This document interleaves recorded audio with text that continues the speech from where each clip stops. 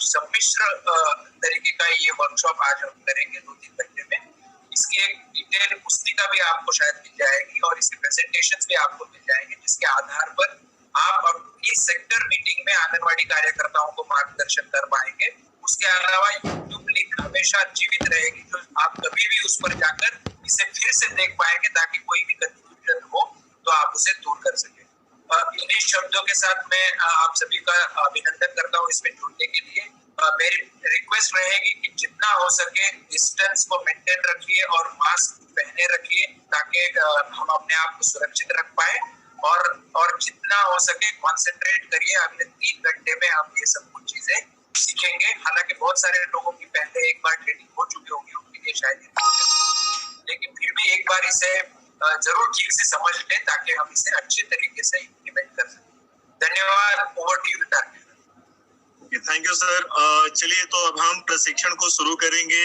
मेरा सभी जितने लोग भी सुन रहे हैं इस प्रशिक्षण को यूट्यूब पे या जूम लिंक से डायरेक्ट, सबसे मेरा रिक्वेस्ट है कि कृपया, मतलब हम आपके पास नहीं है, सामने से नहीं देख सकते हैं, लेकिन खुद से डिसिप्लिन बनाए रखिएगा।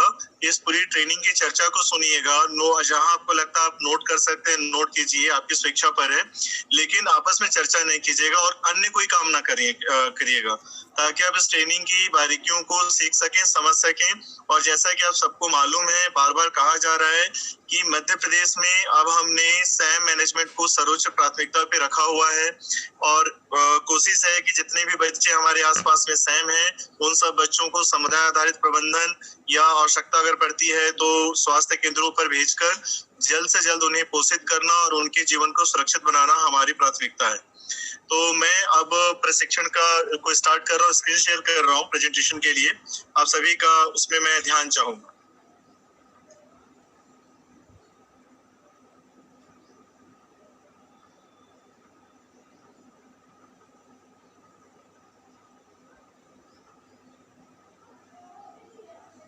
तो जैसा कि आप सभी देख पा रहे हैं स्क्रीन पे आपके सभी के सामने, यहाँ पर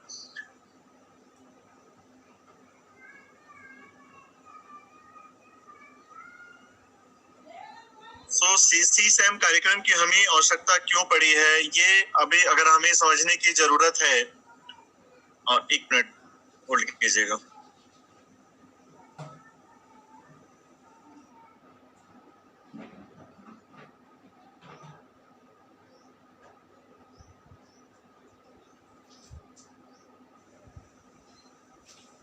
तो मध्य प्रदेश में अगर हम अभी के हाल के आंकड़ों को देखें, जो कि CNNS के आंकड़े हैं, इन आंकड़ों के अनुसार हमारे पास में लगभग 6.6% बच्चे अति गंभीर कुपोषण की श्रेणी में संभावित हैं। अब इनको अगर हम संख्या में देखते हैं तो मध्य प्रदेश में लगभग हम 4 लाख बच्चे ऐसे हैं एट ए टाइम, आज की तारीख में या इस समय में हमारे मध्य प्रदेश के फील्ड में, जो कि बच्चे अति गंभीर कुपोषण की श्रेणी में अनुमानित हैं। अब इन बच्चों पे हमें ध्यान इसलिए दिया जाना जरूरी है क्योंकि इन बच्चों के कुपोषण के कारण शारीरिक और मानसिक रूप से इनका विकास बाधित होता है। इन बच्चों को अतिरिक्त देखभाल की और आहार की आवश्यकता होती है। इन बच्चों में जो हमारे जो मृत्यु दर है, बाल मृत्यु दर है मध्य प्रदेश का, अभी वर्तमान का अगर हम देखें तो हम उसको 56 मानते हैं प्रति 1000 पर। उनमें से लगभग 50% बच्चे ऐसे हैं जो इस श्रेणी में पहले से थे। मतलब ये है कहने का कि बच्चों को अगर किसी भी प्रकार की बीमारी होती है तो अन्य बच्चों की तुलना में इन बच्चों की ज्यादा संभावना होती है मृत्यु की। तो हमें इस पर ध्यान देने की आवश्यकता है। इसी प्रकार CSAM कार्यक्रम में समुदाय की सहभागिता से ग्राम को कुपोषण मुक्त करने के लिए प्रेरित किया जा सकता है। एक बहुत अच्छा माहौल तैयार किया जा सकता है कि समुदाय इसकी भागीदारी करे और सभी बच्चों को, जो बच्चे सैम हैं, उनको सामान्य लाने के लिए प्रयास करें। दूसरा, जो कोविड के कारण हमारी परिस्थितियां बनी हैं, नई परिस्थितियां जो बनी हैं, उनमें विभिन्न जो राष्ट्रीय अंतर्राष्ट्रीय संस्थाओं के सर्वे का एक आकलन है, जिसमें से कि लांसेट एक जानी मानी पत्रिका है विश्व की। उनका ये मानना है कि लगभग 14.3% बच्चों की बढ़ोतरी हो सकती है गंभीर कुपोषण की श्रेणी में।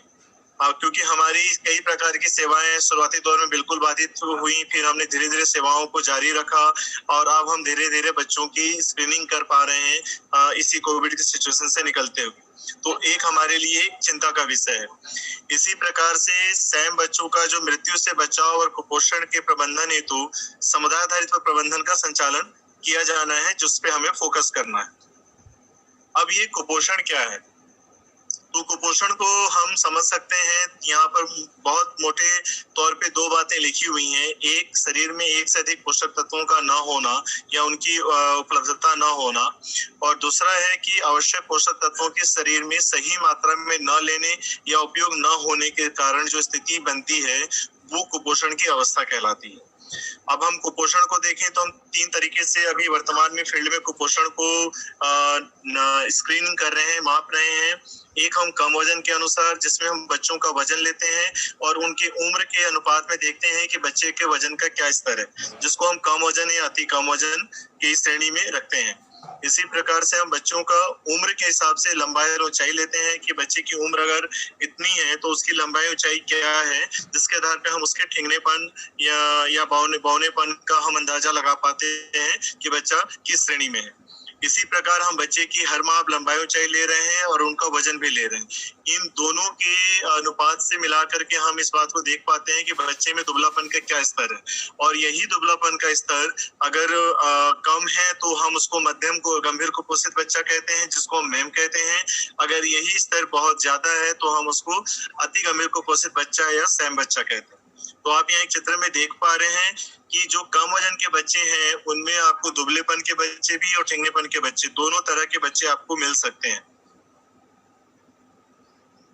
और नीचे जो हमने एक लाइन को बहुत रेड अलर्ट में लिखा हुआ है, इसलिए लिखा है कि आप इस बात की गंभीरता को समझ पाएं कि जो बच्चा सैम है उसकी अन्य बच्चों की तुलना में मृत्यु की संभावना 9 गुना ज्यादा है किसी भी बीमारी या संक्रमण के होने से।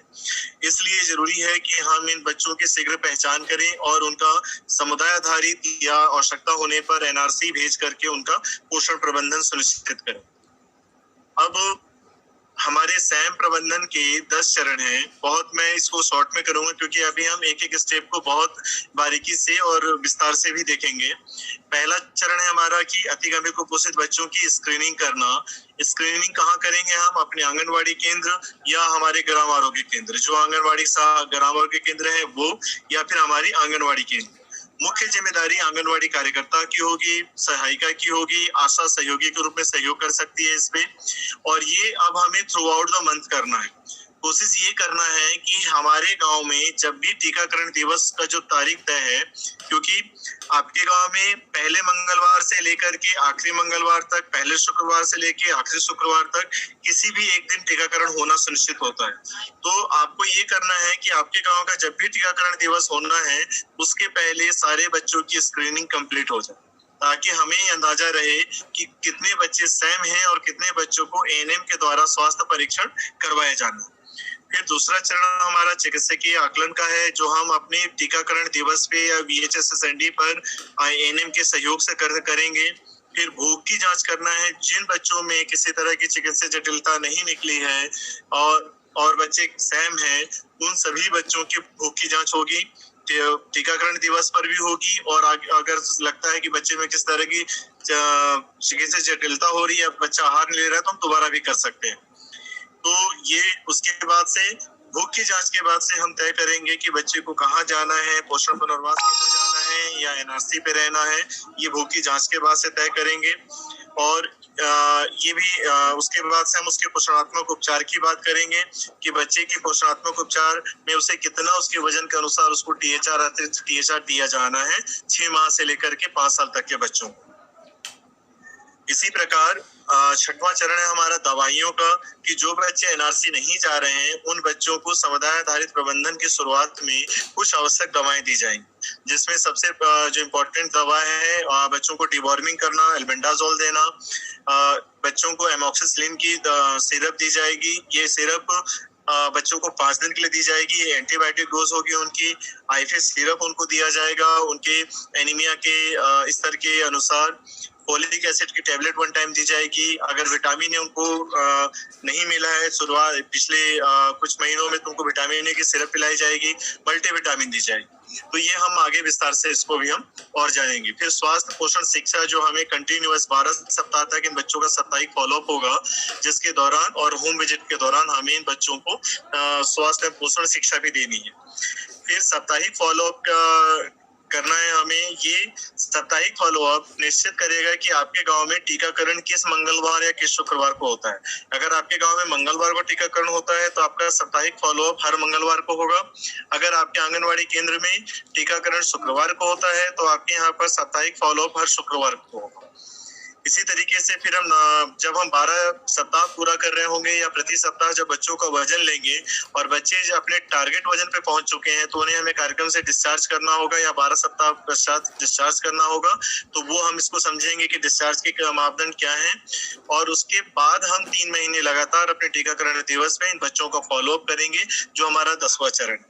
तो इस प्रकार हमारे कुल 10 चरण हैं जिसको हम फॉलो करेंगे इस कार्यक्रम को फील्ड में इम्प्लीमेंट करने के लिए और बच्चों के पोषण स्तर के प्रबंधन के लिए। अब हमें कुछ बारीकियों को ध्यान में रखना है। हम अगले चरण पे जाए उसके पहले हम इस चरण पे बात कर लें, थोड़ा बारीकियों बात कर लें कि जब भी हम मासिक वृद्धि निगरानी कर रहे हैं तो हमें सामाजिक दूरी का पूरा ध्यान रखना है, सोशल डिस्टेंसिंग का ध्यान रखना है, हाथ की और उपकरणों की स्वच्छता का ध्यान रखना है। एक दिवस में यहाँ लिखा हुआ है, इसको एक बार में रखेंगे कि आपके आंगनवाड़ी केंद्र पर एक बार में 4 से 5 बच्चे आरोग्य केंद्र आंगनवाड़ी केंद्र पर बुलाएं और उनकी वृद्धि निगरानी करें। उसके पश्चात फिर 4 से 5 बच्चों को बुलाएं। मतलब तात्पर्य ये है कहने का कि आंगनवाड़ी केंद्र पर 4 से 5 से ज्यादा बच्चों को हमें एक बार में एकत्रित नहीं करना है जब तक कि हमें नए दिशा निर्देश नहीं मिलते। फिर सैम और मैम का चिन्हांकन करना है और उन बच्चों को पहले हमें बुलाना है हर बार अपनी माह के शुरुआत में जो बच्चे ऑलरेडी सैम आइडेंटिफाई हैं, जिनको हमने पहले ही सैम के क्राइटेरिया में चिन्हित किया हुआ, उन बच्चों को प्राथमिकता देंगे, फिर मैम बच्चों को, फिर सामान्य बच्चों को। इसी क्रम में आपको 5 साल तक के सभी बच्चों का आपको माप करना है और पलायन से लौटे जो परिवार हैं उन पर विशेष आपको ध्यान देना है, उन परिवारों पर जो भी पलायन से लौटे हुए थे, ताकि हम उन बच्चों की निगरानी सुनिश्चित कर पाए। अब अगर आप एक जगह पे लोगों को एकत्र कर रहे हैं तो आंगनवाड़ी केंद्र के अंदर या आसपास में उन जगहों को भी चिन्हित कर लें जहां पर कोई भी हमारा हितग्राही अकेले खड़े हो सकता है सोशल डिस्टेंसिंग को मेंटेन करते हुए। तो आंगनवाड़ी केंद्रों पर ऐसी जगहों का चिन्हांकन कर लें, पहले से वहां पर गोला बना लें या अन्य चिन्ह बना लें कि वहीं पर वो व्यक्ति खड़ा होगा इस पूरी प्रक्रिया के दौरान अन्य व्यक्ति। फिर ग्राम और जहां पर भी हम कर रहे हैं शहरी क्षेत्र में या ग्रामीण क्षेत्र में 2 मीटर की जो दूरी है या 2 गज की जो दूरी है उसको हमें सुनिश्चित करना है। और हर बार अपने जो उपकरण है उनको साबुन पानी से या फिर सैनिटाइजर से पोंछना है। धोना तो संभव नहीं होगा तो उन्हें हम हर बार साबुन पानी या सैनिटाइजर से पोंछेंगे हर हितग्राही का उपयोग करने के पश्चात। मास्क स्वयं पहनेंगे हमारे कार्यकर्ता हैं, पर्यवेक्षक, और उनके उसके अलावा जो हितग्राही आ रहे हैं उनको भी हमें मास्क पहनने के लिए प्रेरित करना है या मुंह ढक के रखने के लिए प्रेरित करना है।